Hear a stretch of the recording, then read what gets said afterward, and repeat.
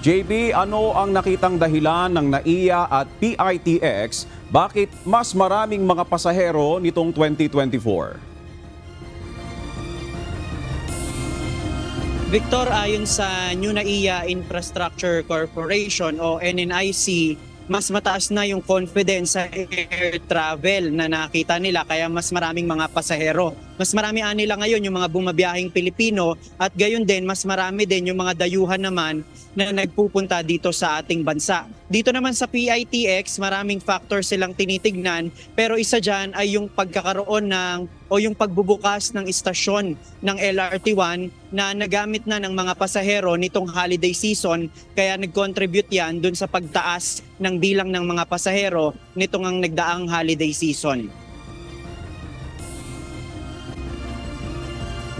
Naitala ng Ninoy Aquino International Airport o NAIA ang pinakamataas na passenger count sa paliparan nitong 2024. Batay sa datos na inilabas ng private operator nito na New NAIA Infra Corporation o NNIC, umabot ng mahigit 50 million na pasahero ang bumiyahe sa NAIA. Mas mataas ito ng higit 5% noong 2019 o bago ang pandemic at 10% namang mas mataas noong 2023. Sa opisyal na pahayag ng presidente ng NNIC na si Ramon ang pagdamian niya ng mga pasahero ay senyales na mataas na ang confidence ng mga pasahero sa air travel. Dahil dito ang layunin niya nila ay maging mas maayos pa ang passenger experience ng mga pasahero. Ngayong 2025 naman, sinabi ng NNIC na ang focus nila ay ang patuloy na improvement ng NAIA at pagpapabilis ng operasyon sa loob nito. Layunin ng NNIC na gawing modern at efficient ang paliparan para makatugon din sa pangangailangan sa turismo at pagpapaunlad ng ekonomiya ng bansa. Samantala, ang PITX naman lumagpas sa 2 milyong mga pasahero ang naitala sa kabuuan ng holiday season. Mula December 20 noong nakaraang taon hanggang unang araw ng 2025, umabot sa 2,347,800 ang mga bumiyahe sa PITX. Record-breaking season tayo, no? Magmula na simula ang PITX operations, no? Talaga namang ngayon na yung pinakamataas na naitala nating numero ng mga pasahero. Nitong holiday season, naitala din ang pinakamataas na foot traffic sa kasaysayan ng terminal. Noong December 23, umabot sa higit 230,000 ang mga pasaherong nagdatingan sa terminal kasama na ang mga uuwi sa probinsya para sa mahabang bakasyon. Nakita natin yung appreciation ng mga kababayan natin sa isang intermodal terminal. Nakita nila yung convenience ng isang intermodal terminal na isang kompletong lugar kung saan mas magiging kumbinyente at safe yung kanilang pagbiyahe.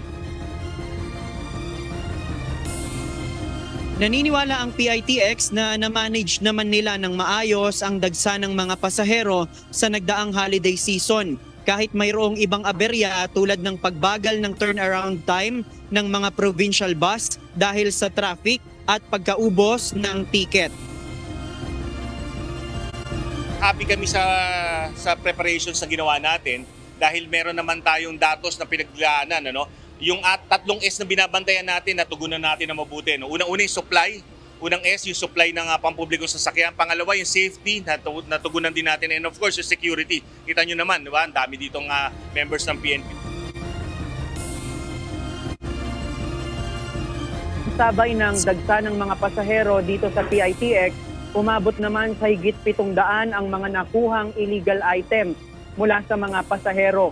Pinakamarami dyan ang lighter, kutsilyo, cutter at mga gunting. Meron ding mga nakuhang butane gas, LPG tank, itak, mga paputok at isang 5 fingers o knuckle bars o yung bakal na isinusuot sa kamay at itinuturing na isang deadly weapon.